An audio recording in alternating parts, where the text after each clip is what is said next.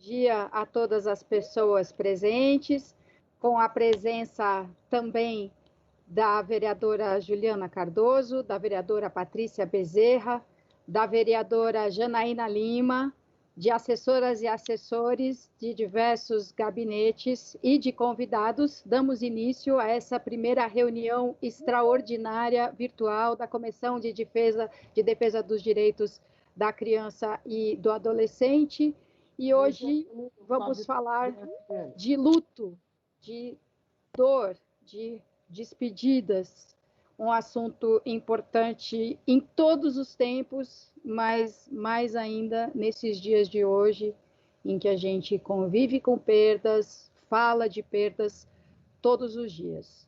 As crianças têm pelo menos duas grandes perguntas difíceis para as mães e pais e responsáveis responderem: de onde a gente vem e para onde a gente vai, o que acontece depois dessa vida, para onde foi a minha avó, para onde foi o meu bichinho, o meu cachorrinho.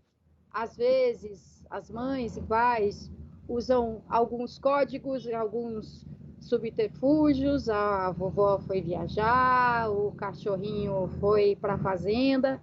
Quando as crianças perguntam de onde a gente vem e começam a falar mais abertamente sobre sexo, eu já ouvi, né, claramente a orientação que a gente responde aquilo que a criança perguntou e de maneira adequada à idade e à capacidade de compreensão dela.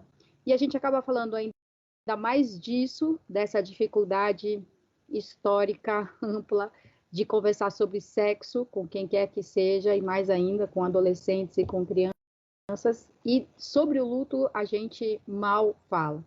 Nós temos duas convidadas aqui hoje para uma exposição inicial.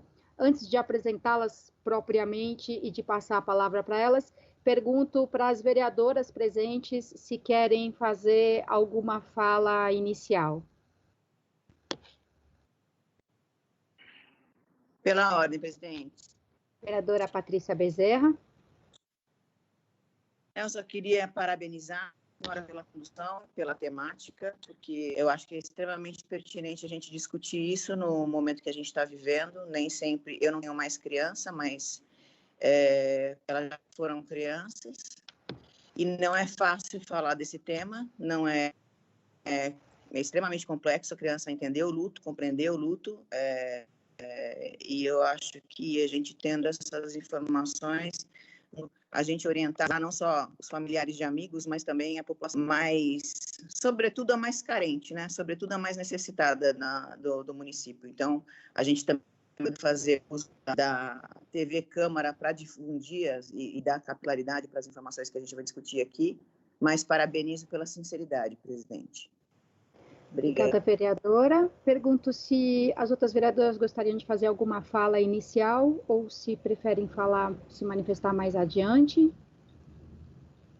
Informo que essa reunião está sendo transmitida pelo site da Câmara Municipal, sãopaulo.sp.leg.br, no link Auditórios Online. Nós temos ali 2 auditórios virtuais, e eu não sei em qual dos 2 nós estamos, a Secretaria da Comissão pode me informar depois, e também está sendo transmitido pelo Facebook, pelo canal do YouTube da Câmara Municipal. Então, se vocês que já estão acompanhando, assistindo, quiserem informar outras pessoas, tem essas várias formas de acesso.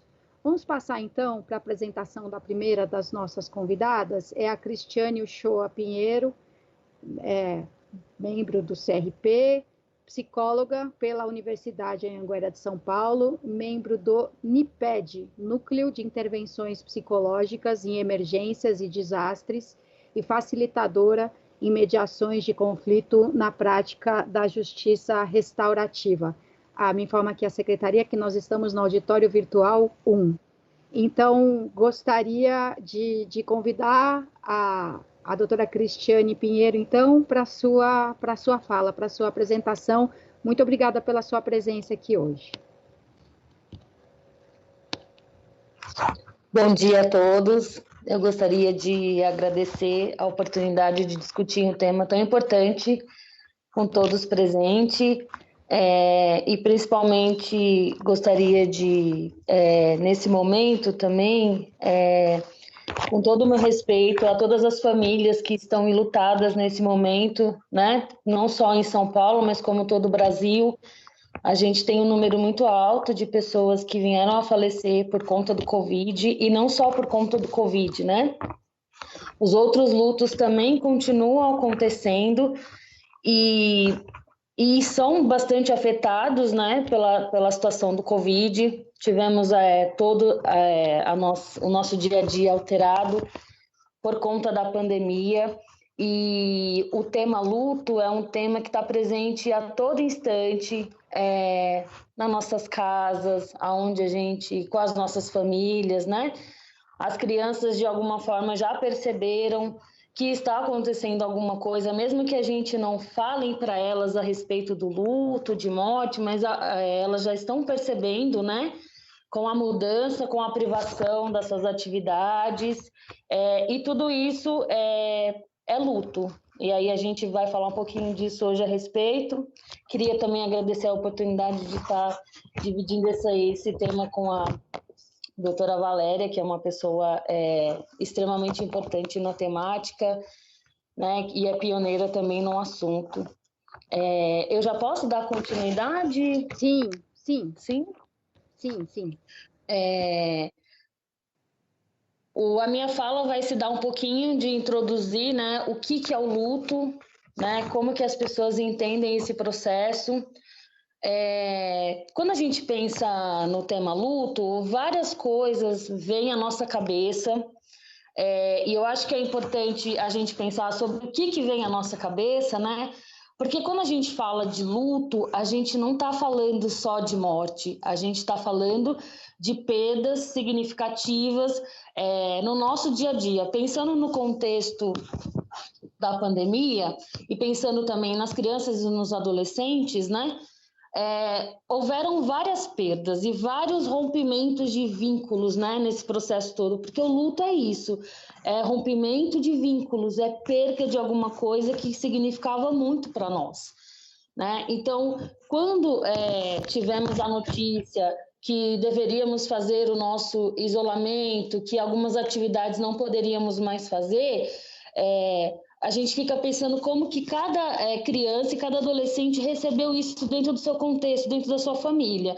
Então, por exemplo, quando a gente fala de criança e adolescente, são indivíduos que têm a sua rotina que tem uma organização, né? E que essa organização foi tirada. Dentro dessa rotina, as crianças têm convivência com outras pessoas para além de suas famílias, né? Então, a escola foi retirada, as visitas aos amigos. Quando hoje uma criança ou uma adolescente está em casa, nós estamos com a televisão ligada e ela ouve os noticiários e ouve, né, o número de morte, o que está acontecendo hoje no Brasil, não só no Brasil como no mundo, vão havendo vários questionamentos para a criança, né? E como nós somos uma sociedade que não discutimos isso, né? O tema luto, o tema morte, não é um tema que a gente conversa, né?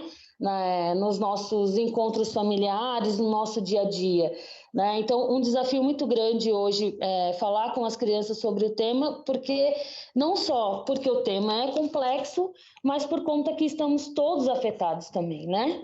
Quem hoje, dentro das suas famílias, quando a gente pensa no contexto que hoje em São Paulo temos aproximadamente 3.050 famílias que perderam alguém por conta do Covid, né? São muitas pessoas passando por isso, fora aquelas que estão passando por o processo de internação, de adoecimento, que também estão passando por esse processo de isolamento, não podendo estar perto das suas famílias.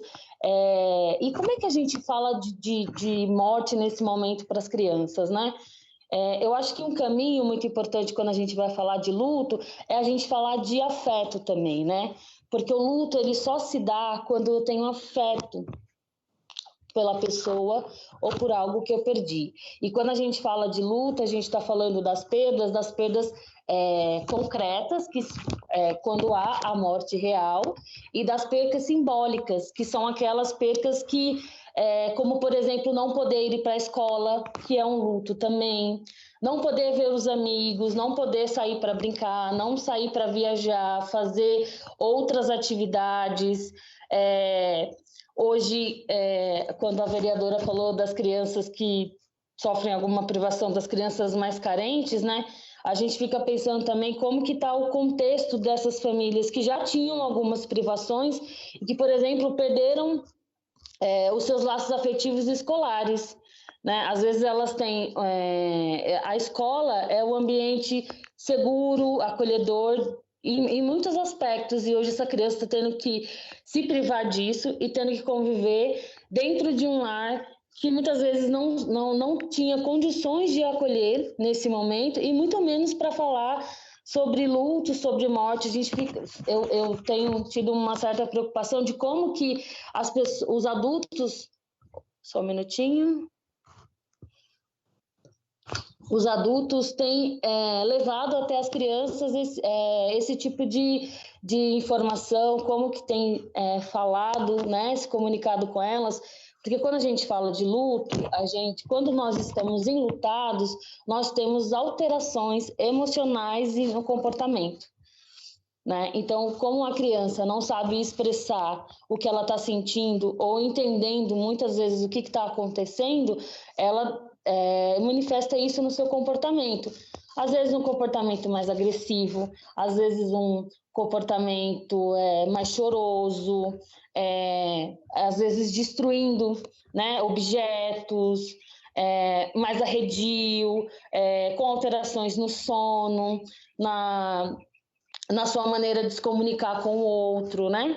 Então, quando a gente fala de luto, a gente precisa também entender que quando nós estamos enlutados, nós temos alterações emocionais no comportamento e às vezes até queixas somáticas, como dor de cabeça, vômito, dor de barriga, diarreia, né? Alterações, febre, né? E muitas das vezes a criança não está doente, ela está passando por um processo emocional muito difícil no qual ela não está sabendo lidar. E como a gente não trata de luto, muitas das vezes a gente não sabe identificar o que está acontecendo com essa criança, né? É importante também dizer que o luto, ele é um processo, ele não é uma doença, ele é um evento, né? Inerente a todos os indivíduos que passam por uma perca, né? Como eu já falei no início, podendo ser ela concreta ou simbólica, né? Então, essas reações, elas são comuns a esse processo de luto, né? Quando a gente está falando de luto, cada pessoa vai ter manifestações muito específicas de acordo com as suas experiências e com o seu contexto, né? Muitas pessoas, quando estão enlutadas, elas não vão chorar, mas elas vão ficar um pouco mais agressivas. Outras vão ter excesso de choro, ter dificuldade de comer, umas vão comer demais. Então, é importante a gente entender que o processo de luto, ele é uma experiência única. Não tem um modelo de luto. Cada pessoa que está enlutada passará por um modelo igual. Cada pessoa vai passar por esse processo de maneira muito, muito única, né? Ele não é um processo que é igual para todos. Bom, eu acho que sobre luto, essa é a introdução que eu gostaria de fazer, e aí eu deixo com que a Valéria dê continuidade aos outros aspectos do luto referente à criança e ao adolescente.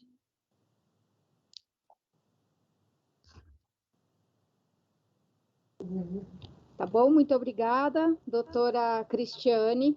Eu quero informar para quem estiver assistindo pelas redes sociais da Câmara Municipal, Facebook, YouTube, se vocês postarem comentários, a gente não vai ter acesso a eles diretamente, porque a gente aqui está na plataforma da realização da reunião, mas nossas assessoras e assessores estão acompanhando ali. Se for feita alguma pergunta, algum comentário que a gente consiga trazer para cá para a reunião, nós vamos compartilhar aqui.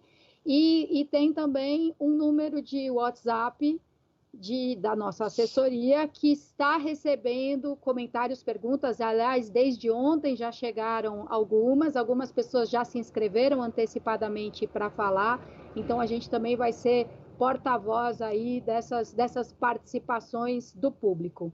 Quero então agora passar a palavra para a doutora Valéria Ulbricht Tinoco, que é psicóloga pela PUC de São Paulo, mestre e doutora pelo Programa de Psicologia Clínica da PUC, cofundadora, professora e supervisora do 4 Estações Instituto de Psicologia, membro do LELU, da PUC de São Paulo. Ela pode dizer para a gente exatamente o que é a sigla LELU.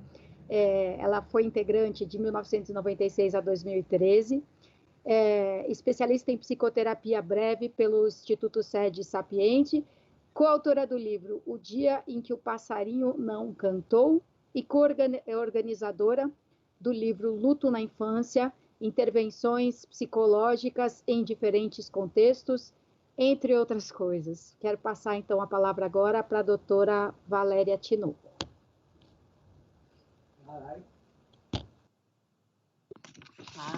Bom dia a todos.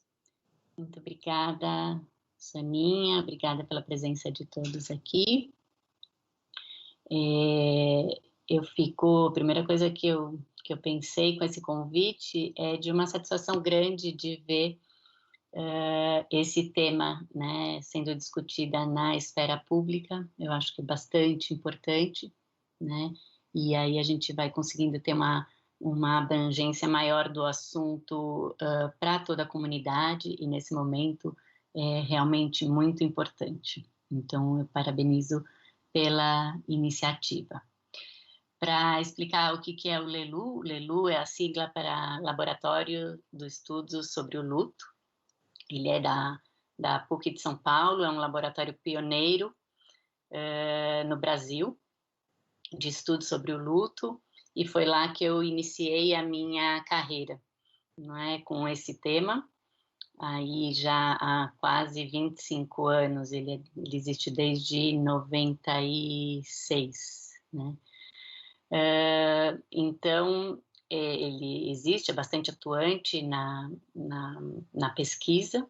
Eu já não faço mais parte dele, mas ele continua super atuante na formação de profissionais para trabalhar com esse tema e, sobretudo, a questão das pesquisas de luto no Brasil. Grande parte das pesquisas de luto no Brasil são feitas por este núcleo, que é vinculado também à pós-graduação da universidade.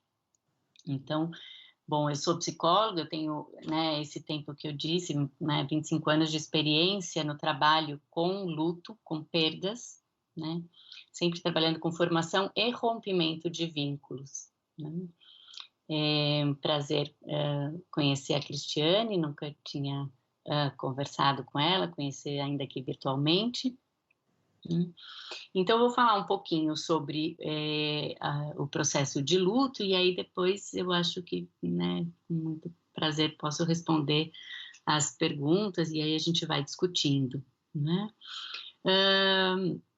Eu acho que a primeira coisa que eu queria trazer, que eu acho que é super importante para essa conversa, porque quando a gente fala de criança e luto, a gente fala sobre perdas e criança, parece que é muito duro, né, falar sobre isso, e realmente é uma experiência muito dura, perder um ente querido. E a gente costuma atrelar a isso uma visão de que a criança pode não dar conta de falar sobre luto, de entender, e que por isso a gente deve evitar falar para ela, falar com ela sobre algumas questões para protegê-la do sofrimento, né? Só que quando a gente fala disso, primeiro que a gente não está confiando na capacidade dela de enfrentar essa experiência, e a gente também está tirando o direito dela de lidar com esta experiência, né? Então, acho que isso é bastante importante, que a gente tenha essa compreensão de que a criança é capaz de passar pelo processo de luto, né? E enfrentá-lo de forma saudável. Só que para isso ela precisa, né, sempre da ajuda do adulto, né? Então, a gente costuma dizer que não é o evento em si da perda que é o mais complicado para o processo de luto da criança, e sim o que acontece após essa experiência. Então, os cuidados posteriores que são dados a essa criança é que vão fazer com que esse processo seja mais ou menos difícil de ser vivido. A gente não tem como controlar uma porção de coisas, a gente está vivendo esse período, né, de muito descontrole, todos nós estamos vivendo isso, com a criança não é diferente. Então, essa parte a gente não consegue controlar. Mas, como a gente acolhe a criança, o que a gente fala para a criança, e que caminhos, né, a gente dá para ela passar, né? Então, pelas experiências da vida, tanto essa como agora, como outras experiências de perda, aí a gente tem controle, né?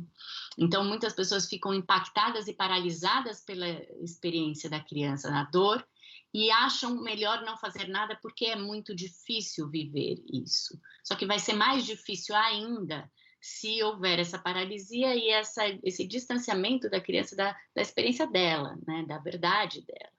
Então, nesse sentido, esconder, não falar, mentir, tudo isso só vai fazer com que a criança cresça sozinha nessa experiência, né? E depois o que a gente vê em consultório na vida adulta de pessoas que passaram por isso e que não puderam conversar com as pessoas à sua volta, elas relatam um grande vazio, um grande processo de desamparo durante a vida, né? Então, o que a gente precisa, e o que eu espero que a gente chegue hoje aqui a entender, é como que a gente ajuda os adultos ao redor das crianças a cuidarem delas nesse momento, né? A gente precisa entender que a única forma de não sofrer por um rompimento de vínculo, né, como a Cristiane falou, que o luto é essa reação natural e esperada a um rompimento de vínculo, a única forma de não sofrer em relação a isso é não ter o vínculo. Essa é a única forma que a gente tem de não sofrer, porque uma vez que a gente tem o vínculo e perde esse vínculo, não há como não sofrer. Então, nesse sentido, a gente entende que o sofrimento é esperado, o não esperado é o não sofrimento. Então, a gente, né, às vezes chega aqui no consultório, adultos relatando um sofrimento muito grande da criança, e eu acalmo eles um pouco dizendo, olha, ainda bem, se você estivesse contando tudo isso e a criança não estivesse manifestando nenhuma reação, por exemplo, as reações que a Cristiane colocou, aí que eu estaria mais preocupada ainda, né? Porque a hora que a criança expressa a emoção, a gente tem como conversar com ela sobre o que ela está sentindo e aí a gente pode ajudá-la. A criança que não fala nada sobre a experiência, a gente tem um trabalho antes, que é de conseguir chegar, né, que ela confie em nós para ela poder se expressar, né? Então, é uma coisa que a gente já pode também pensar. E quando a criança não faz nenhuma pergunta, quando a criança não manifesta seus sentimentos após uma experiência que é, né, conhecidamente muito dolorosa, a gente tem que se perguntar se os adultos ao redor dela estão dando espaço para que ela se expresse, né? Eu revejo nos meus momentos anteriores com a criança, será que eu cortei ela quando ela veio falar, eu falo para ela, então não chora, não é para ficar triste, não, isso não é nada, né? E aí a criança ela vai ficando confusa, porque ela está se sentindo muito aflita, e aí alguém tem um adulto em que ela confia que está dizendo para ela, não é nada, então se não é nada, eu não tinha que estar assim, então tem alguma coisa errada comigo. Entendem como fica uma confusão? Enquanto se a gente apoia ela e fala, claro, você só podia estar se sentindo assim, é muito difícil mesmo, mas a gente vai passar por isso juntos, eu já dou uma outra perspectiva, eu estou dizendo, ó, o que você está sentindo é coerente, você sabe o que você está sentindo, tá, né? É correto, eu também me sinto assim, isso é normal, e a gente não vai ter medo desses sentimentos, né? É muito duro quando a gente tem, né, a gente tem adultos com medo dos próprios sentimentos, né? E possivelmente a gente pode entender que em algum momento na vida esses sentimentos não puderam ser olhados, né? A outra coisa importante da gente entender é que as reações de luto, né? Por exemplo, o choro, que é uma reação, né, comum, praticamente universal, né? De tão comum que ela é, a gente pode entender que essas reações elas são de uma não aceitação da experiência. Por que não aceitação? Porque eu sempre vou querer estar no meu conhecido. né? Então, se eu perdi minha mãe, se eu perdi alguém de referência para mim, eu não vou aceitar isso, né? E tá muito bem não aceitar. Isso quer dizer que aquela relação era muito importante para mim, né? Então, a gente tem uma tendência, né, instintiva até, de reagir a uma situação que é desconhecida para nós. Porque a gente, desde que veio ao mundo, desde que a gente nasce, a gente vai buscando o conhecido. E o conhecido, e além disso, o outro. A gente sempre, né, desde o nascimento, a gente precisa do outro. E ao perder esse outro, então, eu só posso reagir. Mal, nesse sentido, de não querer, né? Então, o processo de luto, do processo de luto faz parte essa não aceitação, eu não querer viver isso, né? E aí, conforme eu vou passando por esse processo de luto, eu vou me adaptando a esse mundo novo, sem aquela pessoa conhecida, e vou aprendendo a viver nesse mundo, nesse novo mundo. É um novo mundo que se estabelece, né? E todos nós, né, isso fica fácil a gente pensar, em qualquer situação nova, a gente leva um tempo para se adaptar, né? A gente tem coisas que a gente preferia o antes. Às vezes até o que a gente tem agora no nosso novo mundo é até melhor, mas você queria o conhecido, né? E por isso essa reação, e às vezes demora nessa adaptação. Uma coisa importante da gente entender é que a criança, ela se depara com as perdas, né, desde o nascimento, como a Cristiane falou, a gente não fala, né, de luto só em relação à morte. E a gente já pode ficar atento, então, com a criança, desde bem pequenininha, para a gente poder nomear, a gente ter uma atenção para as experiências que ela vai vivendo, né, de quebrar um brinquedo, de as próprias perdas do ciclo vital, né? A perda de um dente, o nascimento de um irmão, tudo isso é uma perda e ela vai reagir, né? Então a gente já precisa ficar atenta, nós precisamos ficar atentos às nossas reações diante destas perdas também, porque é uma forma da gente já dizer para as crianças que é natural ela reagir a estas perdas também, né? A outra coisa importante para a gente entender, como a Soninha falou no início, né, que a gente vai usando a criança um pouco como baliza para responder as perguntas que ela faz a partir da idade dela, né? Porque, e no conceito de morte é assim também, né? Porque ela vai aprendendo sobre esse conceito. Então, ela muito pequenininha, ela não entende que a perda é definitiva, né? Né, lá por volta ela vai conseguir entender de que ela é irreversível, né? E que é universal, que todos vamos morrer um dia, já quase, né, no finalzinho da infância, né? Ela vai entender no início da adolescência que ela vai compreender mesmo que todos vamos morrer, né? Compreensão esta que traz muita aflição, né? E muita angústia, né? Então, ela vai entendendo que tá bom, todo mundo vai morrer, e por último vai entender que ela também pode morrer, né? Então isso costuma ser algo bastante angustiante. Essas descobertas vão acontecendo de acordo com o desenvolvimento da criança e também com as experiências que ela vai vivendo. Então crianças mais novas podem ter essa compreensão um pouco antes, a depender da experiência delas, né? Acho que seria interessante falar um pouco desse momento que a gente está vivendo agora, né, e dos lutos deste momento, porque a gente tem uma questão complicadora para nós adultos e para as crianças também, que é as pessoas que estão com a Covid, que estão graves e que ficam isoladas no hospital sem poder ter acesso. Então, a gente tem um cenário aí de crianças sem poder se despedir dos seus entes queridos por conta dessa necessidade de afastamento, né? E sem poder participar de rituais, que é algo que, né, em todas as culturas é bem importante esse momento do ritual de despedida para concretização, e para a criança ganha essa necessidade, para o adulto também, Mas para a criança é bem importante essa concretização do que aconteceu, né? E não aquela pessoa sumiu, né? A criança é muito concreta, então por isso essa importância do ver, né? Então a gente tem que pensar como sociedade, como profissionais também, como a gente pode ajudar nos processos de despedida, que tipo de despedida a gente pode fazer, né? Hoje em dia a tecnologia está nos ajudando em todas as relações e neste momento também é importante, né? E incluir a criança nesse processo é algo que a gente indica, né? Para que ela possa também participar do luto familiar,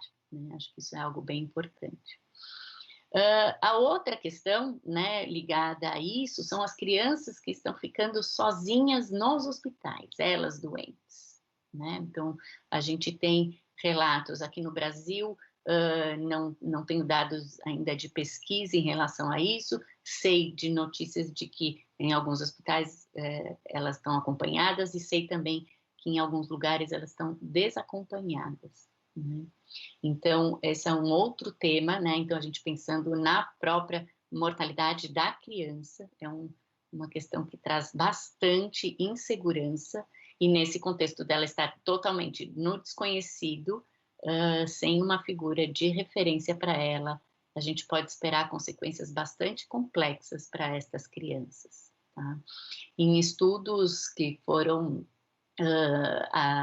que saíram agora, né, bem recentes, uma população da China, mostram crianças que tiveram que ficar internadas sem suas figuras familiares, mostra um índice alto de estresse pós-trauma, de transtorno de estresse pós-trauma, né? Então a gente tem um aumento grande aí nos índices também de ansiedade e depressão, né? E sobretudo essa questão traumática, né? Então a gente está diante de um cenário que traz um fator de risco para o desenvolvimento de um transtorno mais complexo, e a gente tem que pensar nisso, porque aí tem as consequências para lidar ao longo do tempo, e o que se espera, e o que se vê nesses estudos, o que se espera é consequências a longo prazo, né?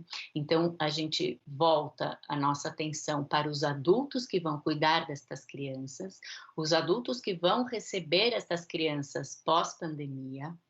Aí eu me refiro a toda a sociedade, então a gente tem desde os pais dessas crianças, né, as famílias, os professores, os profissionais de saúde, né, todos aqueles que vão receber crianças pós-pandemia, precisam estar preparados para lidar com o tema de luto. Estas crianças podem ter elas mesmas passado, né, por uma experiência delas terem adoecido, mas o mais provável, né, já que a gente não tem visto ainda bem, né, não é, a maioria dos casos não é de criança, e menos ainda de consequências graves da Covid, mas em relação a ter perdido alguém, um ente querido, né? Então, a Cristiane falou agora, né, dos mais de 3 mil mortos, a gente calcula aí por cada pessoa falecida, hoje em dia o número mais aceito em torno de 10 enlutados, né? Então aí a gente tem pelo menos 30 mil enlutados nesse momento, né, na nossa cidade, podendo esse número ser muito maior, né? Então, e aí a gente tem crianças em todas estas famílias. Então, eu acho que essa é uma parte importantíssima no pós-pandemia, né? Como é que os professores vão estar preparados para receber estas crianças? Eu acho muito difícil que algum professor, no retorno às aulas, tenha alguma classe sem ninguém tendo sofrido uma consequência, sem alguém enlutado, né? Então, como é que eu vou abordar, como é que eu vou acolher, sendo que o que eu disse no início, né? O mais importante é o que acontece pós-experiência e não a experiência em si. Obviamente, não estou tirando a importância da experiência, né? Acho que deu para entender. Eu quero dizer que, como ela vai enfrentar essa experiência tão difícil, vai ser melhor ou pior, né? De acordo com o entorno, como esse entorno vai lidar com essa consequência. Então, se eu tivesse que falar uma questão mais importante em termos de preparo de sociedade, eu escolheria essa, né? Vamos preparar para pessoas que nunca tiveram que falar sobre luto, né? Poder falar, acolher, entender quais são os sintomas, o que é normal e esperado, quando a gente deve procurar ajuda, quando não está tudo bem, né? Como a gente pode apoiar as famílias destas crianças, acho que é outro ponto importante, né? Então, acho que é isso, né? Acho que eu posso parar de falar, senão eu continuo. E aí, né, se puder responder mais alguma pergunta, estou à disposição. Obrigada, doutora Valéria. Já tem uma pergunta, assim, exatamente nesse sentido, mas eu vou consultar em relação aos professores. Mas eu vou consultar se as pessoas presentes aqui na sala virtual da reunião querem fazer alguma manifestação agora, senão a gente já começa a passar para as contribuições externas. E eu peço para que as pessoas que estão na sala, claro, podem se manifestar por voz, mas talvez eu tenha dificuldade de saber quem é que está pedindo a palavra. E tem o chat, né, que é onde a gente se comunica por escrito aqui, ao mesmo tempo em que participa da reunião. Alguém me chamou agora? Ou não? Achei que tinha presidente. Vereadora Patrícia Bezerra. Bom, foi incrível a contribuição da doutora Cristina. Vereadora, o seu está muito entrecortado. Talvez... Tá por tudo. Então, eu vou tirar a câmera. Tá. Queria cumprimentar as duas pelo que agregaram na minha. Eu já fiquei aqui pensando em vários contextos e é sobre isso que eu queria falar rapidamente para dar espaço também para as outras pessoas se manifestar. A gente está falando, e de fato é isso, e até a gente que é da área, eu sou psicóloga de formação, embora não esteja atuando em consultório há muitos anos, mas como você ouve coisas que são mesmo lidando com o suicídio, mas agregou muito conhecimento. A gente está falando aqui de um pandêmico que também gerou, foi isso que eu pensei, presidente, até para a gente levar para outro campo, né? A gente está vivendo um momento pandêmico que gerou um aumento exponencial na violência contra a mulher. Não bastasse a situação da doença em si, das perdas que envolvem a pandemia, dos acometimentos das próprias crianças que ficam isoladas, às vezes nos hospitais, a gente ainda tem um agravante desse crescimento.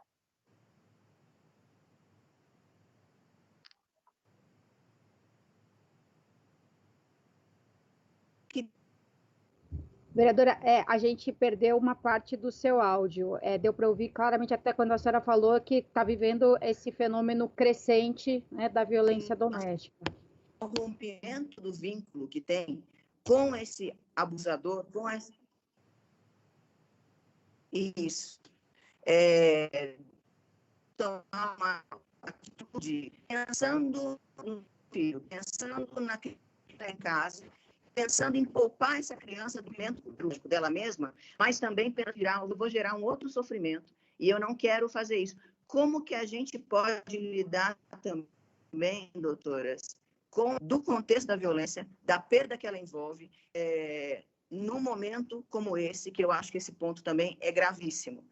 E que a gente poderia fazer também no sentido da política pública para esse pós, né? Porque a gente está muito ainda envolvido nesse presente, mas também me preocupa muito a preparação dos profissionais da rede pública municipal que estão envolvidos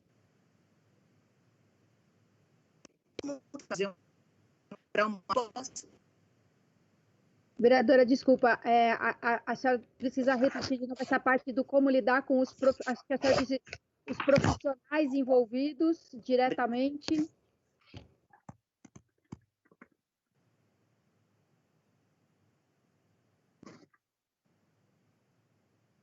Daqui a pouco, então, eu vou falar aqui com a vereadora pelo chat e a gente restitui. Pronto. Vereadora? Aqui.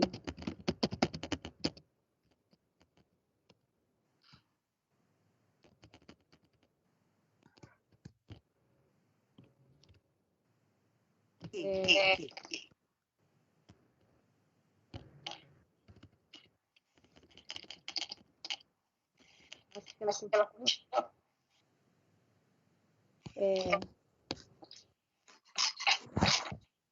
Vereadora, eu vi que ela fechou o áudio agora. Enquanto a vereadora tenta melhorar ali a conexão dela, eu vou trazer algumas perguntas que chegaram para a gente. A Maria, perguntas ou comentários? A Maria, assistente social, diz... Voltou? Ah, voltou, vereadora. Vamos lá, depois eu trago as contribuições.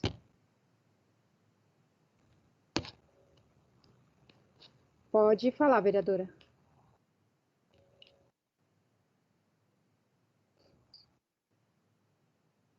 Acho que ela agora desconectou para conectar de novo. Então, vamos lá. Maria, assistente social. Não sabemos lidar com a morte e temos um compromisso cultural com a nossa própria felicidade e com a felicidade do outro.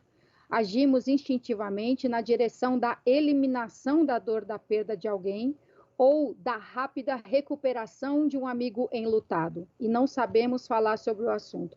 Por que não nos preparamos para isso? A Luísa, educadora social. Como falar sobre a morte em decorrência de suicídio com crianças e adolescentes e o que esperar desse luto. E a Daniele Ribeiro, cientista social e educadora, pergunta como os professores devem lidar com o retorno dos alunos pós-pandemia, sabendo que falar de luto é um tabu e muitas vezes isso não é tratado em ambiente escolar. Então, a gente já começou um pouco sobre isso. Vou voltar para a vereadora Patrícia Bezerra e depois a gente faz uma primeira rodada de respostas da doutora Cristiane e da doutora Valéria. Vereadora? Presidente, obrigada. Onde que cortou minha fala? Eu acho que a senhora estava começando a falar sobre como que os profissionais diretamente envolvidos com essas situações... Isso, que eu acho que corrobora com a pergunta agora, né, dessa pessoa que é ligada à rede pública, é por aí. Doutoras, como que a gente pode preparar os profissionais que são os colaboradores da rede pública municipal, que estão lidando com as crianças nos equipamentos de educação infantil, nas EMEIs, na saúde, na assistência social, para que exista uma pós-venção? Obrigada, presidente. Obrigada, vereadora. Passar então para a doutora Cristiane e doutora Valéria. E eu também quero detalhar um pouco mais essa pergunta sobre as professoras e os professores, sabendo que provavelmente não existe o certo, talvez o errado, mas um certo só não. Seria interessante a professora chamar esse assunto em sala de aula ou esperar que alguma manifestação aconteça. Então, acho que a gente pode... passar para a doutora Cristiane primeiro. Respondendo à pergunta referente aos educadores, né? Eu acredito que a Valéria, por ser uma profissional que trabalha com pesquisas e trabalha nos institutos de luto, vai poder responder um pouquinho melhor, mas eu acredito muito investimento em informação, né? Hoje, a gente tem vários institutos de luto que fornecem esse tipo de material para que a gente possa se instrumentalizar, para poder discutir nos espaços, né? Como a escola, com as crianças. Nós temos a literatura ao nosso favor. A própria Valéria é autora, então ela vai poder dizer um pouquinho mais sobre isso, mas eu acredito muito em um professor buscar formação, mesmo que alguns espaços não forneça isso, né? Mas de forma autônoma para lidar com isso. E uma coisa também muito importante a gente, enquanto profissional, também buscar entender como que nós tratamos o luto para nós mesmos, né? Como é que eu lido com o meu sofrimento? Porque é só a partir disso que eu também vou conseguir dar espaço para que o outro possa se comunicar. Então, nesse período que os professores, né, não estão ativos na sala de aula, acho que seria interessante ele poder também fazer um momento de reflexão, a reflexão a respeito, né, de como que ele lida com isso, de como que é esse sofrimento para ele, buscar de forma acolhedora, né, se necessário, buscar ajuda profissional, e a partir daí ele vai conseguir de forma bem empática poder lidar com os alunos, né? Eu acredito muito nesse processo de que é aprendendo, né? Como é um tabu, a gente precisa desmistificar isso, né? Então, ir atrás disso, saber por que que isso é um tabu para mim, por que que eu lido dessa forma com o outro. Eu acho que isso passa primeiro pelo profissional, para que depois ele possa ter uma troca com o outro. Acho que é isso. Obrigada, doutora Valéria. Eu acho bem importante isso que a vereadora Patrícia trouxe, né, das vários desdobramentos que a gente vai ter dentro das famílias, que a gente já está tendo, né, além do adoecimento pela Covid, né, e estas outras experiências que a gente tem tido, tem sabido, né, infelizmente, né, no aumento do número de feminicídio, de suicídio, né, e outras questões que podem estar ou não somente relacionadas à questão da quarentena e do vírus, né? Então, a gente tem cenários muito delicados dentro das famílias, né? E aí, quando, né, vocês me perguntam, bom, será que a gente deixa ver, se espera aparecer ou a gente já olha para isso? Eu sou sempre da opinião que a gente já deve olhar para isso, porque a gente a gente espera, né? A gente já sabe que algo virá, né? Que tanto a gente vai olhar para isso, a gente tem que ter um olhar um pouco diagnóstico. Eu sei que essa palavra é fácil para mim, né, para quem é da área da saúde, pensar um diagnóstico, mas diagnóstico, quando a gente vai, por exemplo, se eu tenho um barulho no motor da máquina de lavar roupa, não sei, eu fico escutando e vou percebendo quando que aparece, quando não aparece, só para dar um exemplo bem bobo, né, de como a gente vai diagnosticando os problemas. A gente não liga, a gente primeiro ouve para ver qual é o problema e daí a gente pede ajuda para um mecânico do carro ou para um profissional de saúde. E a gente, como profissional de saúde também, a gente olha, né, e um professor também, ele vai olhar e falar assim, o que eu tenho aqui na minha sala? Esse professor precisa sempre conhecer quem são os alunos dele, né? E o que esses alunos passaram ou estão passando, porque eu posso ter mais problemas ou menos problemas na minha sala de aula, né? E a partir disso, acho que essa seria a maneira mais adequada, né? Eu conseguir conhecer quem são as pessoas com quem eu estou trabalhando, para eu saber como que eu vou me posicionar. Puxa, eu tenho um aluno cujo irmão se suicidou. Eu tenho um aluno que perdeu mãe e pai pela Covid. Eu vou ter que atuar, né, falar de forma diferente, apoiar de forma diferente, ter cuidado diferente, né? Agora, de uma forma geral, e eu acho que o que vale para todos os professores, né, de escolas da rede pública, da rede particular, né, tem falado bastante disso, já poder trazer temática, porque não tem uma pessoa no mundo, e hoje, né, não é mais força de expressão essa palavra, se referir ao mundo, não tem ninguém no mundo que não foi afetado por essa pandemia, por essa situação, né? Então, trazer esse assunto, poder incluir até como estudo, né? Poder falar, abrir espaço para falar sobre como estão, como se sentiram, o que foi mais difícil, né? A gente sempre tem ido numa linha, assim, para uma conversa mais genérica, né? Não pessoas que estão em profundo sofrimento, mas com uma classe como um todo, né? Poder discutir quais foram qual foi o maior desafio nesse momento vivido, o que foi mais difícil, se houve algum aprendizado, ou seja, puxar, né, pode ser material até para trabalho na escola, né, escrever sobre isso. Tem muito material, como a Cristiane falou, saiu bastante material sobre Covid, sobre luto, né, sem ser Covid, tem um monte de material, de filmes.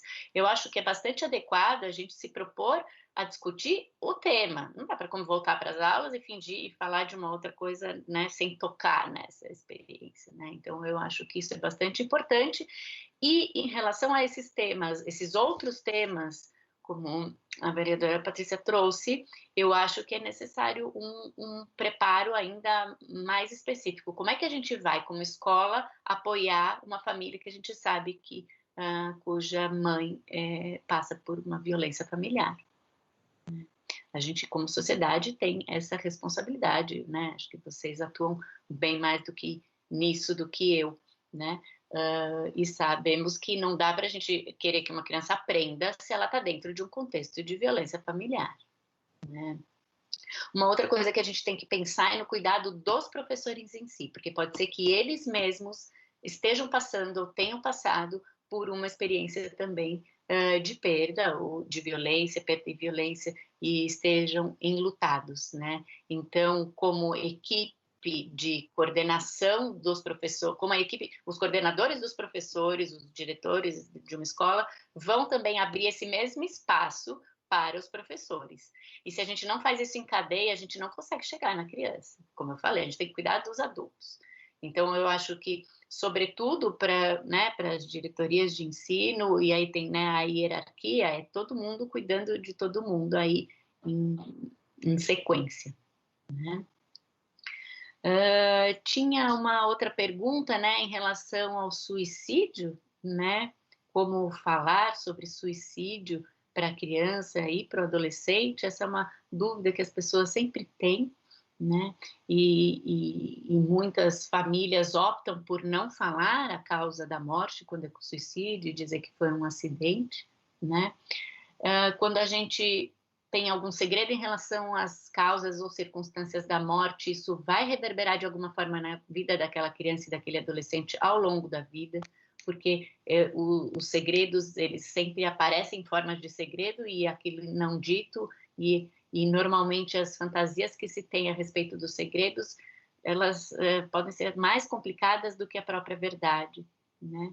E então, uma forma que a gente vê para falar para crianças bem pequenas, né, e mesmo para adolescentes ou crianças maiores, é falar sobre o sofrimento, né? A gente costuma dizer que aquela pessoa que cometeu o suicídio, ela estava adoecida, emocionalmente adoecida, né? E uma doença é tão grave, a gente usa isso para explicar sobre uma doença física, né? Ou mesmo agora o coronavírus, né? Então, afeta, né, se afetou o pulmão de uma forma tão grave que não podia, né, que o vovô não podia mais respirar, por exemplo, e não dá para viver sem respirar, e assim a gente vai explicando. E em relação ao suicídio, a gente também usa esse caminho, né, de que ela estava tão doente, né, que é esse adoecimento emocional, que ela já não conseguia mais viver, né? Ela não tinha uma forma de viver, né? E é importante também acrescentar, porque às vezes nem a gente entende muito bem, para a gente é difícil aceitar, e a gente poder junto na explicação falar, né? Algumas coisas eu também não entendo, algumas coisas eu também não sei. Vou tentar pensar um pouco mais nisso que você está me perguntando e falo com você depois. Isso é totalmente legítimo, inclusive para professores que se virem numa saia justa sem conseguir responder, poder dizer, melhor do que dizer nisso não é nada, não é melhor não pensar nisso, falar, olha, você está me fazendo uma pergunta que eu não sei responder. Eu vou precisar pensar um pouco sobre isso para te responder de uma forma melhor. Eu vou pensar, eu vou perguntar, vou me informar e volto a falar com você. E aí a gente volta, né? E aí a gente volta e a gente pode falar, olha, ainda não cheguei a uma conclusão, mas eu penso isso, penso aquilo, as pessoas pensam de modo diferente. E tem coisas que a gente não consegue explicar mesmo, mas é muito duro. Quer dizer, eu valido aquela pergunta, aquilo que ele está sentindo e vou buscar informação. A gente não tem que saber de tudo, aliás, a gente não sabe de muitas coisas.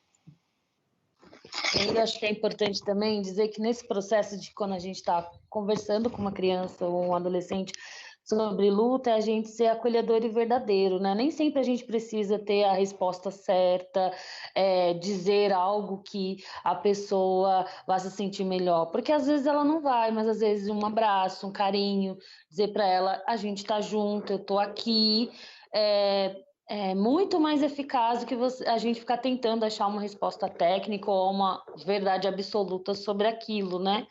E eu acho que principalmente em sala de aula, nesses espaços onde as crianças vão voltar, porque às vezes a família não consegue dar esse tipo de resposta e acolhimento, elas vão levar isso para algum lugar, e geralmente vai ser na escola, né? As pessoas que eu tenho afeto, que estão lá com os meus amiguinhos, né? E uma coisa também muito importante no processo de luto é a gente poder falar sobre isso, né? Falar é muito importante. Então, quando você, Soninha, falou assim, eu pergunto ou eu deixo isso vir? Acho que é importante a gente dar esse espaço mesmo para as pessoas. Olha, a gente pode falar sobre esse assunto. É saudável falar sobre morte, sobre luto.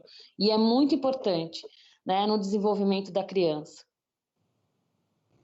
Obrigada, doutoras. O vereador Daniel Annenberg passou aqui pela reunião, disse que estava gostando muito de acompanhar, mas precisou sair para uma outra reunião.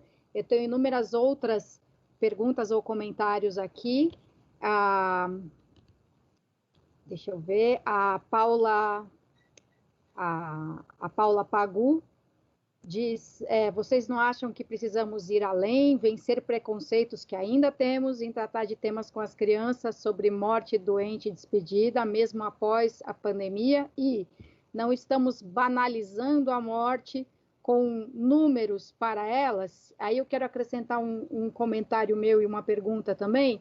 A doutora Valéria falou que se a criança não demonstrar nenhuma reação, isso sim é motivo de preocupação.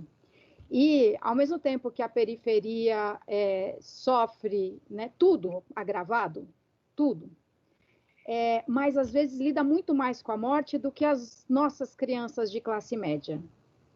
Muitas crianças nunca viram um cadáver e as crianças da periferia já tiveram que desviar de alguma cena de crime para ir para a escola.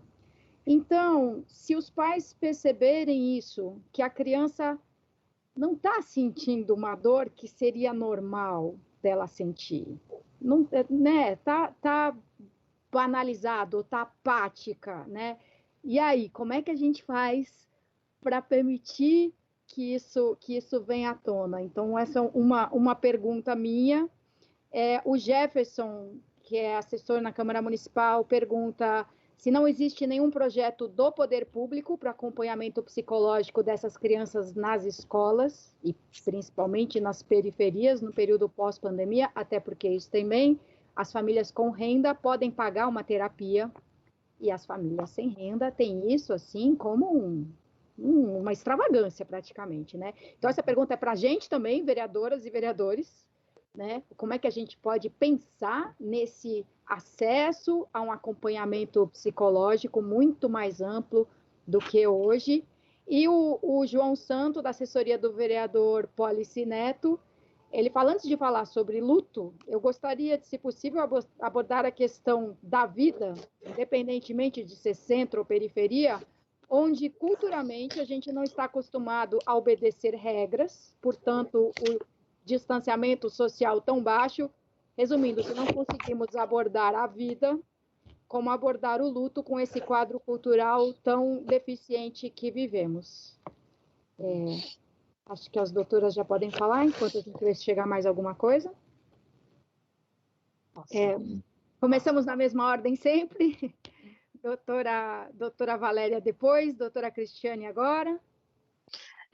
Eu vou começar falando por um tema, que é quando a gente pensa na periferia e a baixa adesão ao isolamento social e as questões que a gente tem aqui, e por essas crianças também estão muito acostumadas a ver a morte tão escancarada às vezes, né? Uma coisa que a gente vem discutindo em atuação em periferia, e pensando neste momento de pandemia, que às vezes a desgraça ela está tão escancarada que é difícil acreditar num vírus invisível, né? A gente fica pensando por que as pessoas na periferia, não só, às vezes também por uma questão de estrutura mesmo, de não ter como ficar, né? Porque a pandemia também revela no contexto periférico várias desigualdades sociais que não permitem com que as pessoas possam aderir um isolamento, ficar mais em casa, e o quanto que também ficar em casa geram outros problemas, né? Tem uma parte da fala da doutora Valéria que me chamou bastante atenção e que, de fato, a gente que está debruçado mais um pouco com o tema luto, é que nós, adultos, temos uma responsabilidade, né, de acolhimento com o sofrimento do luto das crianças e dos adolescentes. Então, acho que essa resposta passa por nós levarmos para as crianças também a importância de se valorizar a vida, né? De que não deixar com que elas banalizem, né? Tentar de uma forma, de acordo com cada idade, tentar mostrar a importância de que cada vida tem, de o impacto de que aquela morte vai trazer para as outras famílias, inclusive para elas, porque ela vai ter um amiguinho que vai estar sofrendo porque não vai ter mais a avó, não vai ter mais o vô, não vai ter mais a mãe. Então, acho importante a gente trabalhar, acho que assim, passa pelos adultos e depois chega até as crianças, né? Nós temos essa função também de não banalizar, de poder dizer o quanto que cada vida é importante, pensar sobre isso, né? E porque eles aprendem conosco, nós temos essa responsabilidade, né?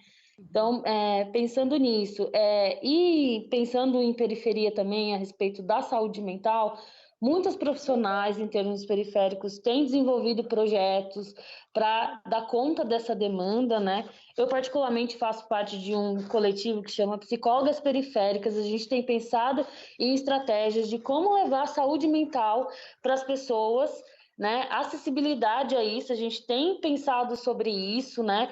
Mas isso é um movimento de toda a sociedade também, pensar da importância de se cuidar da saúde mental, né?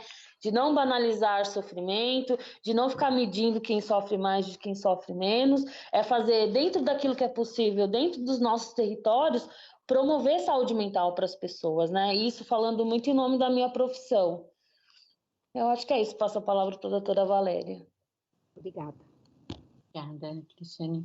Eu acho importantíssima essa ideia, né, trazer essa questão da morte, que é muitas vezes banalizada num contexto aí de muito sofrimento, onde a gente já vê, né, um descaso já anterior a toda essa situação que a gente está vivenciando, uma falta, uma carência enorme em termos de questões básicas da vida, né? E é verdade, quando a gente fica falando, bom, a importância da terapia, a terapia é um artigo de luxo, né? Para a própria classe média, né? Quanto mais isso realmente, não adianta a gente ficar levantando uma bandeira de que é isso que vai chegar, é esse cuidado que vai chegar, se não tem tantos outros cuidados necessários, mais necessários em termos vitais até, não é? Então a gente tem duas coisas para dizer em relação a isso. Esse cenário, né, que a Soninha traz de bom, aquela criança que ela pula em cima de corpos, ou conviveu dentro de casa, ela vê não sei quem morrendo dentro da casa dela, do lado dela, que por sorte não foi ela, foi alguém do lado dela, né? Quando a gente tem essa sobreposição de experiências, então a gente obviamente não tem só o luto, só entre aspas, como não é que seria suficiente, né? Mas tem a questão do luto, tem uma questão de um trauma enorme, né? E de uma situação de desamparo anterior até a essa morte, a gente não vai mesmo trabalhar o luto, a gente vai primeiro trabalhar essa questão mais emergente, né? Ou se a gente tem uma questão de luto associado à violência familiar, primeiro a gente vai trabalhar a questão da segurança dessa criança, a gente não vai trabalhar o luto, a gente vai trabalhar o luto depois que tivermos garantidas algumas outras questões que vêm, que são prioritárias, né? A gente nem consegue, como profissional da saúde, trabalhar uma questão de um luto se a gente tem uma questão traumática associada antes. A gente precisa primeiro trabalhar o trauma, a gente precisa primeiro, na verdade, primeiro de tudo, ter essa população em segurança, com garantia de vida mesmo, porque senão a gente não consegue trabalhar nada, aí não, né? Então a gente tem uma hierarquia aí algumas prioridades.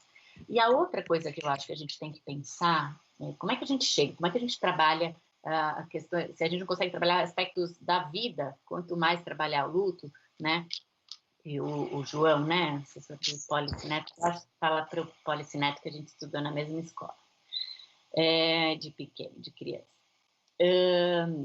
Como é que a gente trabalha, como é que a gente chega nisso? A gente não tem ainda no nosso país uma cultura grande de trabalho em prevenção. Porque quando a gente vai falar de trabalhar né, o pós-venção, né, que é importantíssimo numa situação que a gente está lidando, mas se a gente junto está falando de questões que já são anteriores a essa experiência, né, e a gente tem isso que a Cristiane falou, né, esse trabalho da saúde mental precisa entrar nas escolas, não dá mais a gente vê nos professores não trabalharem essa questão, porque eles lidam diariamente com crianças que estão ansiosas por uma questão que as famílias estão vivendo, que estão deprimidas, né? Vai baixando, infelizmente, né, a idade, a faixa etária de suicídio, né? E a gente vê, e questões de violência dentro da escola, né? Então, a gente precisa trabalhar preventivamente essas questões, porque se a gente tiver crianças que podem, por exemplo, entender melhor, né, quem são elas, quais são os direitos delas, o que está bem, o que não está bem, né? Ajuda no próprio processo de aprendizagem, e aí vão ficando crianças mais autônomas, mais seguras. Quando, né, pessoas mais seguras enfrentam uma situação complicada de rompimento, elas vão passar por essa experiência de uma forma mais saudável do que pessoas, né, crianças que têm um histórico de insegurança muito grande, de desamparo muito grande. E aí, venciam uma perda, elas vão passar por esse processo. Vai ser muito mais difícil para elas passarem por esse processo, né? Então, eu acho que o acesso à psicologia, ele precisa se dar nestes contextos de forma preventiva. Então, como que eu, como professora, preventivamente trago essa questão? Eu abordo esse tema antes de surgir na minha sala a questão da violência, a questão do bullying, né? Eu abordo isso antes. Eu tenho uma notícia no jornal que aconteceu, não sei, em algum outro lugar, eu trago essa notícia para a gente pensar e refletir com essas crianças. Então, eu acho que a saída em termos de política pública, né, de que a gente precisa desenvolver, claro que a gente tem uma situação para cuidar agora, mas eu acho que é importantíssimo que essas discussões cheguem num âmbito preventivo. O que a gente pode fazer? Como que a gente fortalece esses professores para serem fontes de segurança para essas crianças, né? Então, é sabido que a escola, dentro da escola, a gente consegue ter figuras alternativas para as crianças muito importantes. Alternativas, eu me refiro a se o pai ou a mãe não conseguem ser essa figura que trazem segurança para essa criança, o professor pode ser essa criança. Ah, mas não é papel do professor. Não é papel do professor, porque é papel de todos nós como adultos, primeiro. Segundo, o próprio trabalho do professor, ele é facilitado quando ele se vê nesse lugar de ser a segurança. Eu sou um adulto que sou maior, sou mais sábio, sou mais forte do que essas minhas crianças. E eu sei o que dizer para elas, né? Uhum. Facilita o dia a dia desse professor na escola. Não é mais trabalho. Na verdade, parece um pouco que é uma somatória de papéis e que isso pode, né, trazer mais trabalho, mas, na verdade, é o contrário, né? Porque um professor que consegue estar próximo dos seus alunos, quando começa a ter um problema, ele já consegue identificar e resolver. E não virar um problema gigantesco, que aí ele já não consegue mais nem dar aula. Uhum. Uhum. E também, assim, como a psicologia na prevenção pode entrar nestes contextos. Obrigada, doutora Valéria. Tem mais contribuições aqui.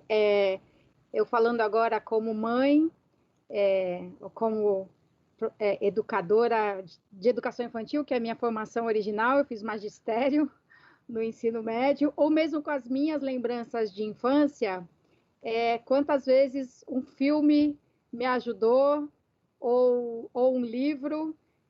Quem assistiu o Bambi do Disney se acabou de chorar quando morre a mãe do Bambi. Quer dizer, a gente, quando não era eu, eram minhas filhas se acabando de chorar com um desenho animado. Quer dizer, a arte, as produções artísticas de vários tipos ajudam a criar empatia, né? A gente chora por um desenho animado, mas traz isso à tona. Imagino que numa escola talvez isso possa ser um recurso para destravar, né? Para criar um ambiente em que a gente possa comentar a arte, a produção das próprias crianças, né? Os desenhos que elas fazem ajudam também né, a elas expressarem aquilo. E a professora Selma, justamente enquanto a doutora Valéria falava, né, se a criança vive uma situação de ameaça, de violência, a primeira coisa é garantir a segurança, a vida dela. E a professora está lembrando assim, né, durante um tempo ainda, o distanciamento social vai continuar em alguma medida, as pessoas vão utilizar máscaras, e as crianças provavelmente não serão acolhidas com tantos abraços e beijos, o que também dificulta o acolhimento. Portanto, mais do que apoio, a criança ainda terá que viver com o distanciamento dentro do ambiente escolar. Como costurar essas duas pontas? A professora Selma Prado. Cristiane?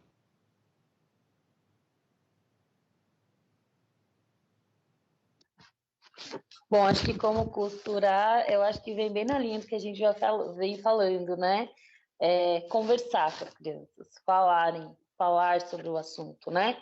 Essa dificuldade na infância a gente gosta muito do colinho, do abraço, do contato físico é muito importante, né? Então, o caminho é poder dar espaço para falar, explicar o que está acontecendo, também para a criança não receber isso como uma atitude agressiva, né? Aversa ao que ela está esperando, né? Então, é um trabalho que a gente vai ter que fazer dentro das nossas casas, e nessa volta, já preparando também as crianças para o que vai ser, assim. Eu fico sempre pensando que o amanhã, o que nos espera é uma surpresa. A gente não sabe ainda como que vai ser, né? Como que as coisas vão caminharem. Mas acho que é muito importante a gente estar aberto para falar e escutar, deixar com que aquele que está se sentindo, né, angustiado, com dificuldade, poder falar o que ele está sentindo, né? E construir junto, né? A gente construir junto ações,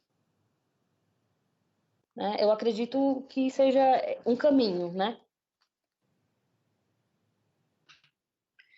Eu acho que esse é um aprendizado para que todos estamos já nesse momento tendo que ter, né? Que passar. Eu acho que a atenção que a criança precisa, ela é, sem dúvida, transmitida pelo nosso aparato físico, né? O colo e a fala, mas tem outros, né? A fala, a escuta e a atenção que podem vir de outra forma. Eu acho que a gente precisa ser criativo nesse momento. Ser criativo, mas pensar como é que eu posso transmitir o que eu quero, né? Sentir, o que eu estou sentindo para essa criança.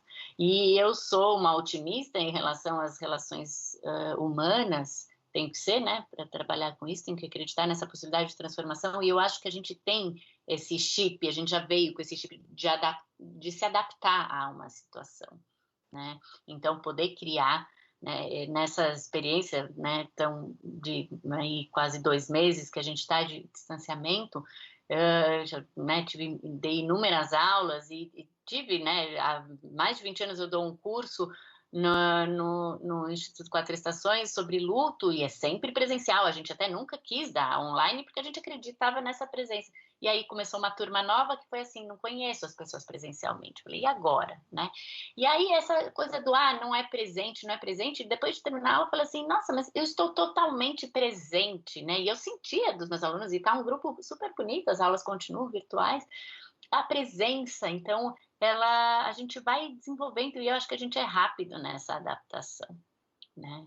Mas a gente tem que ser criativo mesmo, experimentar outras formas, né, de poder acolher.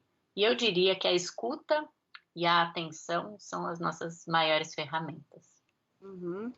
Obrigada, a gente já está caminhando para os minutos finais aqui da reunião. Dizer que a gravação... Ah, não, presidente, não. Não, mas eu não sou a última a falar, não, ainda vou passar a palavra, só para começar a encaminhar para o fim. A gente precisa sempre dizer que a reunião... Não pode negar.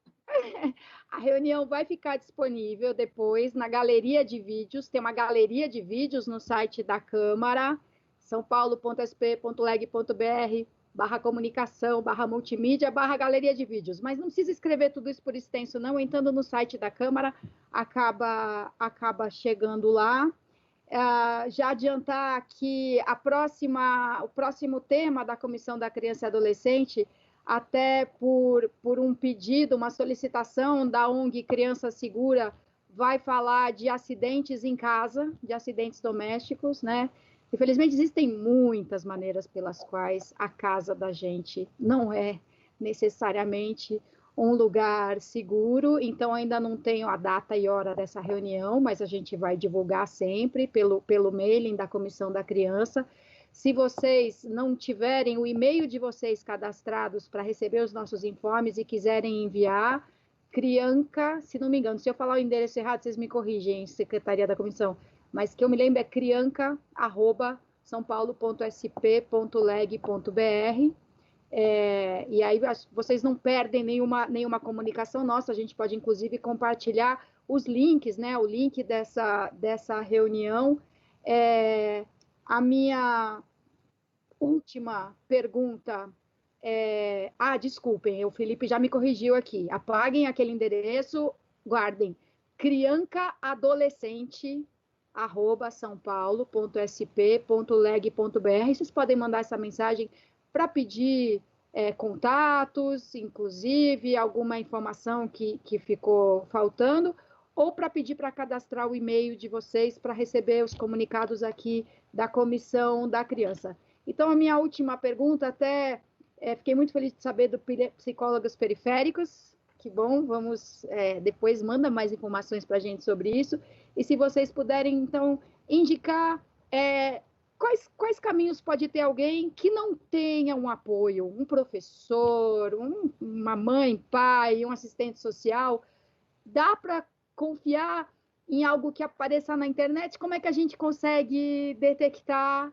Olha, aqui, quais seriam as credenciais? Como é que a gente encontra apoio na internet? Hoje, muito mais comum até, né? Mas eu sou uma professora e eu preciso de apoio, eu não sei mais onde procurar. Quais são os sites, assim, entre vários outros, claro, mas razoavelmente confiáveis? E agora passo a palavra para a vereadora Patrícia Bezerra.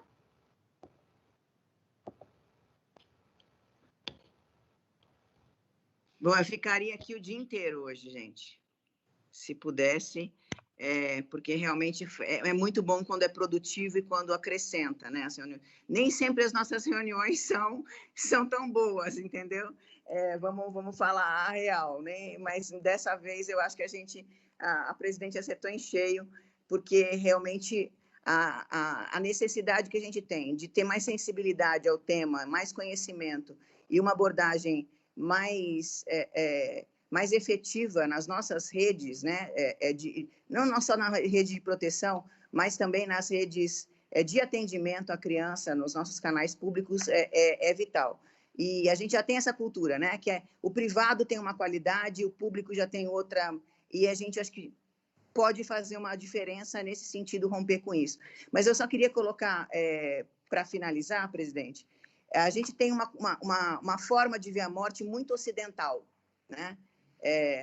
Eu li no episódio da morte do meu pai, que foi muito difícil, eu li um livro chamado Mortais, do Atul Gawande, e ele trata disso, ele trata de como a morte seria um evento, a morte concreta, né? Seria um evento natural, uma passagem, e como a gente lida de forma completamente distinta dos orientais da morte. Como o rito de passagem para a gente é difícil, né? E nós, como brasileiros que somos, como a doutora Cristiane falou, a gente é muito do abraço, do beijo, do apego à matéria, né? A gente tem que ter aquela pessoa ali, a presença, o corpo, e por isso que para a gente está sendo tão sofrido passar pela pandemia e pela quarentena, né? Falar para a gente não beijar e abraçar é quase que uma violência, né? Para a nossa natureza, para a nossa forma de conduzir. Mas a gente também tem que ter uma clareza e se aproximar um pouquinho mais da cultura ocidental para ver também que a morte, como a doutora Valéria falou, os episódios de perda são naturais na nossa vida. Isso faz com que a gente tenha resiliência. E eu queria que vocês falassem um pouco também, doutoras, a respeito aquilo que a presidente colocou, né, a Soninha colocou muito bem.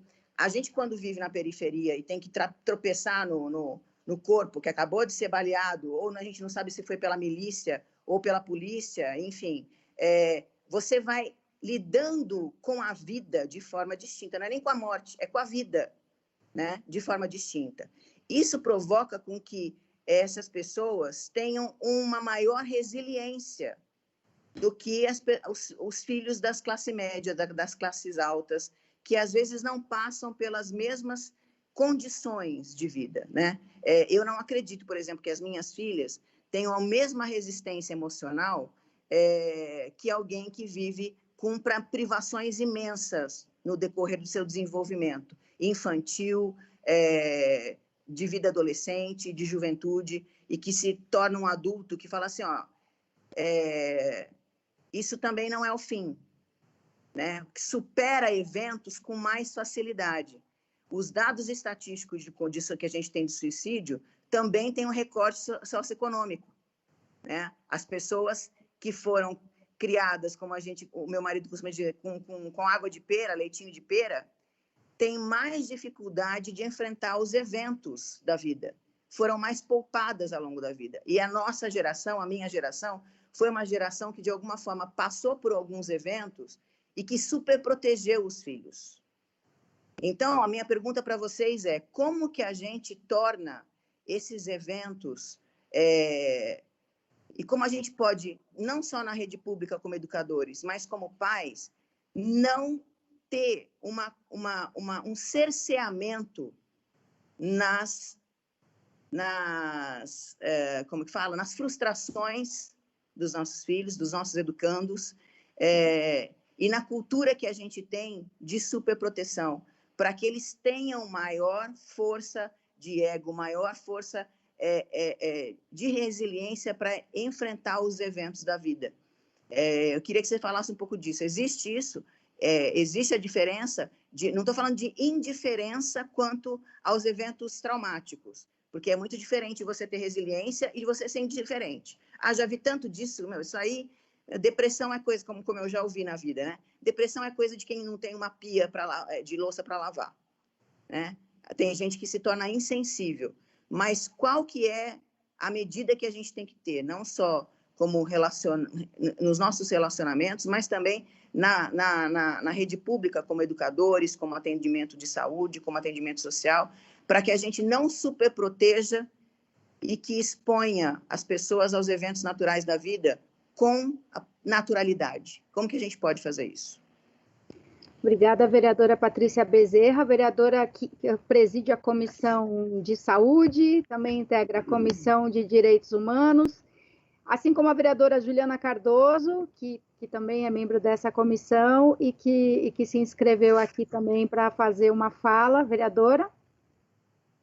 Olá, pessoal, tudo bem? Né, doutora, enfim, os nossos convidados, as vereadoras, né, e o público que está nos assistindo aí pela TV Câmara.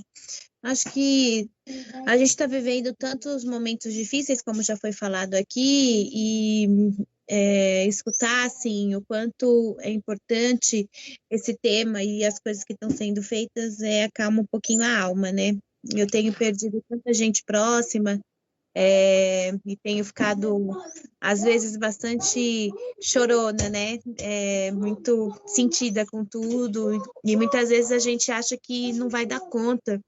A gente quer dar conta das coisas, a gente quer, a nível do mandato, conseguir articular mais coisas e às vezes não está só na nossa mão, né? Então, aqui acho que foi muito bom. Eu não falei oi, né, no início, mas eu estava bastante atenta e agradecer demais, parabéns, Soninha, por, né, esse bate-papo, e eu acho que é necessário nesse momento, e é necessário que a gente fortaleça a política pública, né? É dever do Estado e do município também pensar em ações que ajudem as pessoas a não se sentirem tão só, ou se sentirem abandonadas, né? Uma parte, sim, é da sociedade, uma parte, sim, é dessa solidariedade, mas para as pessoas que são mais vulneráveis e que hoje têm muitas dificuldades de conseguir ter acesso à escola, principalmente nessas novas tecnologias, até a gente, né, tá aqui com todos os aparelhos, né, que a gente tem, uma hora cai, uma hora não tem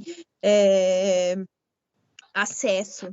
Eu mesmo estou com uma dificuldade de não conseguir entrar ainda na rede do meu filho, que é do Estado. Eles já me deram na quarta-feira passada. Eu já tentei nos computadores, nos celulares, né, no tablet, e eu não tenho conseguido ter acesso. E aí eu fui lá na escola ontem para falar assim, olha, não está dando, né, não tenho conseguido entrar com a senha que vocês tiveram. E aí elas explicaram, continuei fazendo, enfim, não deu certo. E olha que eu não sou leiga, né, na comunicação. Então, enfim, tem que ter também uma força muito grande do Estado nesse momento de pandemia, de isolamento social, que é o que vai salvar as nossas vidas, né? Então, parabéns mais uma vez à vereadora Soninha, todas as outras vereadoras e as nossas convidadas. Obrigada. Obrigada. Muito obrigada, vereadora Juliana Cardoso. Daqui a pouco nos encontraremos na reunião virtual também da CPI da violência contra a mulher. É uma reunião também aberta para o público acompanhar, à 13h. E eu passo a palavra, então, para a fala final da doutora Cristiane, depois da doutora Valéria.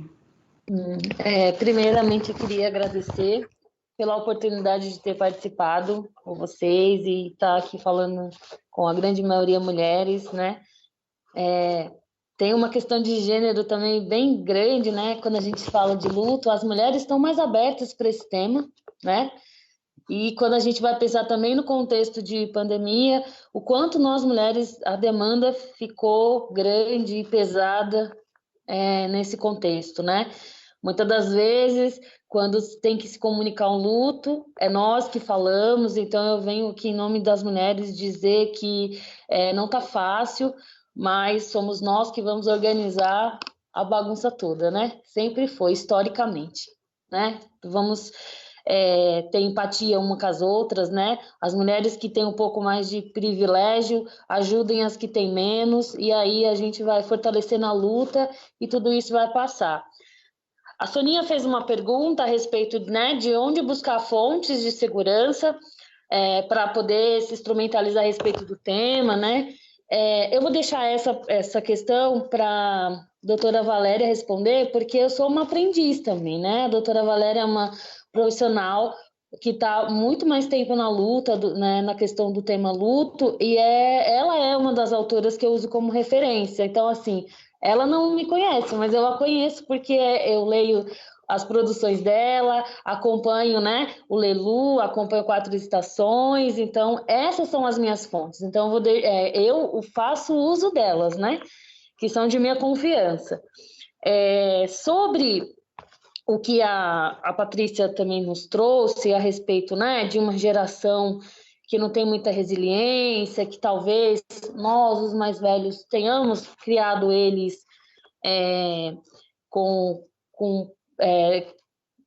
fazendo com que eles não entrassem em contato muito com o sofrimento. Eu acho que esse momento também é um momento de reflexão, né? Não é de se culpar. Eu acho que nenhum pai que também protegeu seu filho de tantas violências fez isso por mal, fez achando que seria a melhor. Nós, enquanto profissionais da saúde, também não somos detentores da verdade, né? Ou ditamos o que está certo, o que está errado. É importante também lembrar que a gente, enquanto família, faz aquilo que a gente dá conta, né? Eu acho que o momento é esse para a gente poder rever, né? Junto com os nossos filhos, junto com os nossos familiares, poder dar abertura e dizer que é um momento para a gente refletir, que talvez aquilo que a gente estava levando enquanto educação não foi o correto, mas que nesse momento a gente pode rever, acolher, né, esses que não têm tanta resiliência. E eu acho que uma coisa também importante quando a gente fala de periferia, é importante a gente entender que nós, muitas mulheres, inclusive, né, muitas que estão aqui nessa reunião, nós estamos trabalhando para que esses problemas que estão dentro das periferias não sejam mais banalizados, que nós estamos à frente de trabalhos justamente para desconstruir isso que a vida toda a gente foi tendo, né? A gente assiste morte, a gente vê mulher sofrendo violência, a gente precisa conscientizar, principalmente essa geração que está vindo, de que não é normal isso na periferia, que nós podemos ser potências transformadoras de uma realidade social, né? Então, não só fazer leitura da periferia enquanto só desgraça, né? A gente está no movimento já de trazer outras perspectivas positivas, inclusive, dentro da periferia, né? Eu acho que é importante a gente sempre ressaltar isso, de mudar essa perspectiva, né? Eu estou ansiosa para que o meu filho possa ter uma experiência muito diferente da que eu tive enquanto minha história periférica, né? Então, eu acho que é importante isso, a gente ter esse olhar de que nós estamos num trabalho para não banalizar mais esse sofrimento, de que nós estamos, sim, lutando para mudar uma perspectiva e as gerações futuras vão colher, né, esse fruto. Talvez hoje a gente não consiga ver, mas o nosso trabalho é um trabalho de sementinha para que eles possam colher os frutos, né? Eu queria agradecer muito a oportunidade de estar aqui com vocês e eu acho que eu encerro minha fala com isso. Muito obrigada mesmo. Muito obrigada, doutora Valéria. Bom, em relação às informações, onde buscar, há muitos centros, e a gente tem em São Paulo e no Brasil, que hoje, né, há 20 anos atrás não existia nenhum, e hoje existem muitos centros que oferecem apoio emocional específico para perdas e luto. As universidades estão, né, bem mobilizadas e que podem acolher a comunidade, né? Então, eu acho que é sempre importante a gente buscar, são confiáveis, né, as universidades ou todos os centros que fazem pesquisa e que atuam há anos nesse cenário, né? Queria mencionar que, porque está disponível no YouTube, como a Soninha mencionou, tem um livro que fala sobre a morte para a criança, é um livro infantil que se chama O Dia em que o Passarinho Não Cantou, e no ano passado ele foi transformado por um movimento que se chama Sem Pressa para Viver. Ele foi, né, dirigido por um publicitário que se chama Irineu Villanueva Júnior, e que ele é o organizador desse movimento, e ele fez uma animação do livro. Então, se vocês procurarem no YouTube, tá, O Dia em que o Passarinho Não Cantou, só colocar, vocês já vão ver essa animação, uma animação de 5 minutos, curtinha, e que tem o objetivo de colaborar para a educação para a morte, né? Então, que possa ser um dispositivo, como outros filmes, tem tantos bons filmes para criança também, que trazem o assunto e que a partir desse instrumento, né, de um vídeo, possa ser possibilitar discussão, né, numa sala de aula, por exemplo, ou em qualquer contexto, tá bom? E aí a gente tem os centros, o Instituto Quatro Estações, em que eu trabalho, tem lá, né, publicações online, a gente tem indicação de sites e serviços de atendimento para a população em todo o Brasil, então, quatroestacões.com. E eu queria, né, só então terminar respondendo um pouco a vereadora Patrícia.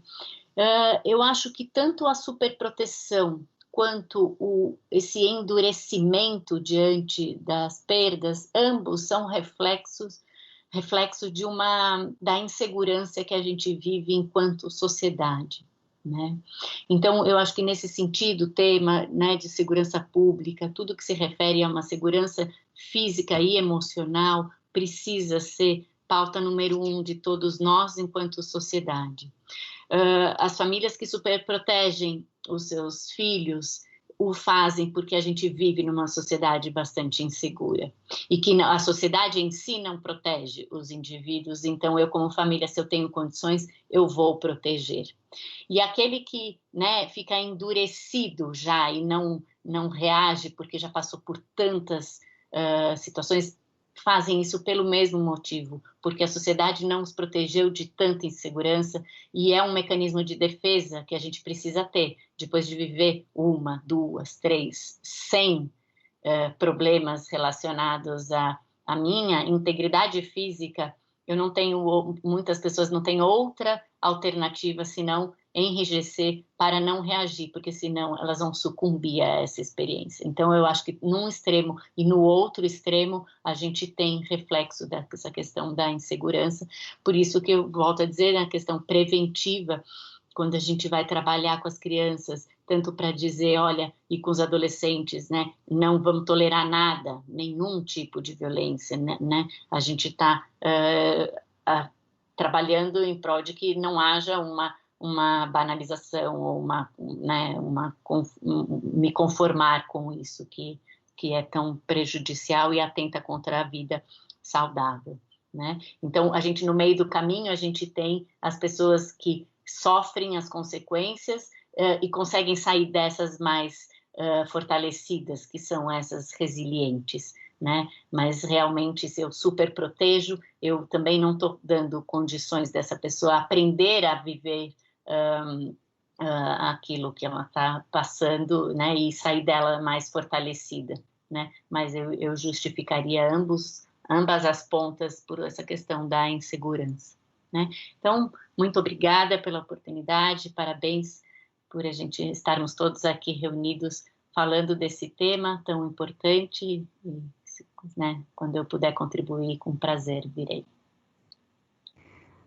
Muitíssimo obrigada a todas as pessoas presentes. Quero fazer um agradecimento também para o Pedro Marcum, ele é assessor da deputada estadual Marina Elou, e uma vez eu fiz uma postagem sobre luto ou sobre dor e perda, e ele se sensibilizou muito. Estávamos os dois, assim, acho que todo mundo está passando um pouco por isso, né? A vereadora Juliana Cardoso falou da sensação, às vezes, de impotência, a gente queria fazer muito mais do que é capaz de fazer, e aí ele que me inspirou a fazer uma reunião aqui da Comissão da Criança exatamente sobre esse assunto. Ele que é homem, né? E mulher ouve muita besteira sobre o que pode ou o que não pode fazer, e os homens ouvem algumas também, tipo, homem não chora.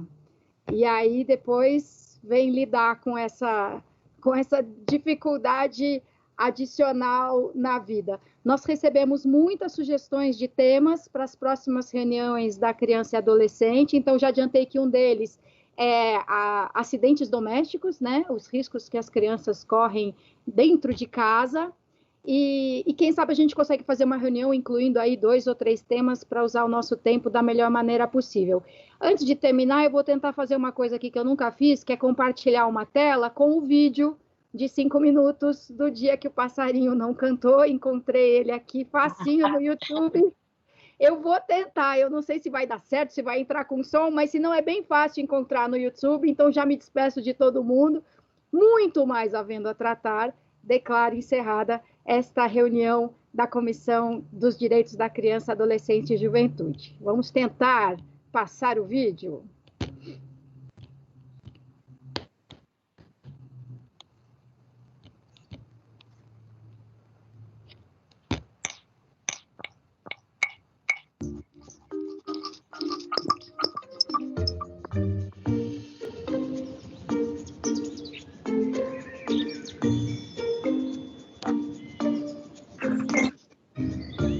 Vamos contar a história de uma garotinha chamada Cacá e de seu melhor amigo muito especial chamado Lico.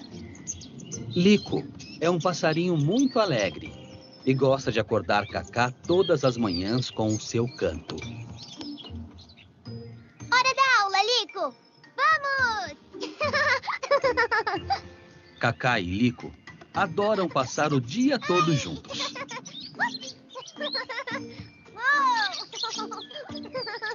Quando cai a noite, eles vão para a cama e deitam juntinhos. Boa noite, meu amigo. E Lico canta canções de ninar para Cacá dormir.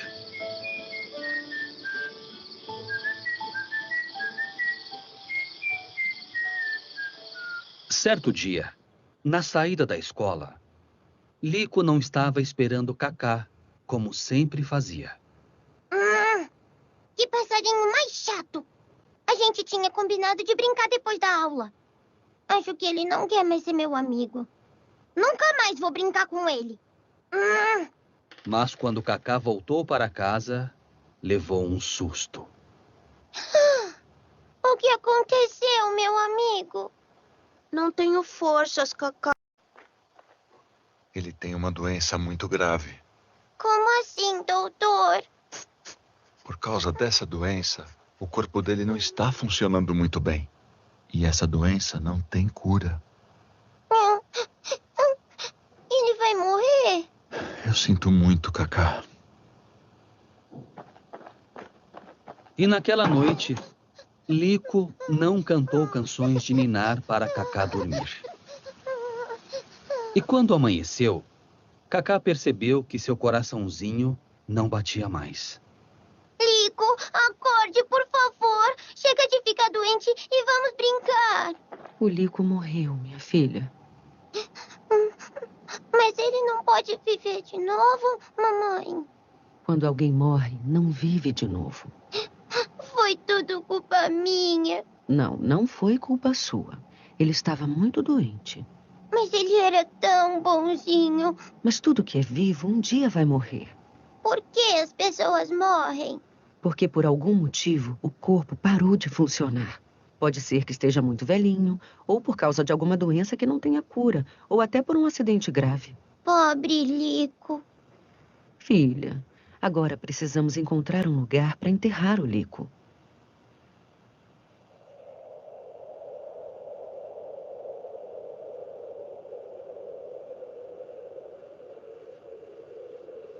Coitado, mãe. Como ele vai conseguir respirar? Ele não precisa respirar, minha filha. Quem morre não precisa mais de ar, nem água, nem comida. E também não sente mais frio nem calor. Mas ele vai ter medo de ficar sozinho. A gente, às vezes, tem medo de ficar sozinho. Mas quem morre não tem. Pode ficar triste, minha filha. Todo mundo chora quando perde alguém importante. Naquela noite, Cacá ainda estava muito triste. Mas logo pegou no sono e teve um lindo sonho.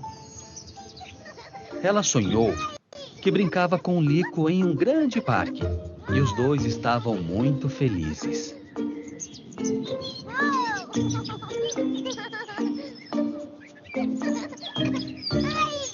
E quando acordou, Cacá sentiu falta das alegres canções de seu melhor amigo. Felizes.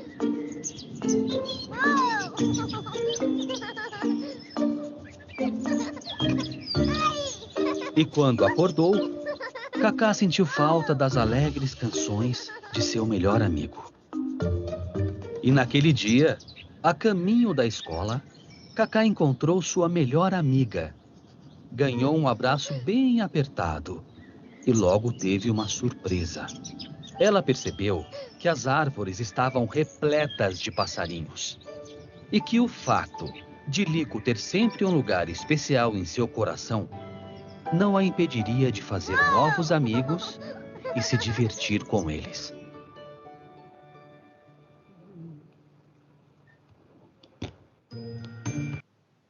Muito obrigada. Fala que você gostou? Pessoal, Fala. que legal, linda Juliana, uma vez. Você gostou? Bacana. Tá com vergonha. Ah, Tá com a janelinha. muito mais havendo a tratar. Sigamos com a vida, com tudo que ela tem de desafiador, com todos os nossos afetos, nossos vínculos, nossas conexões. Achei super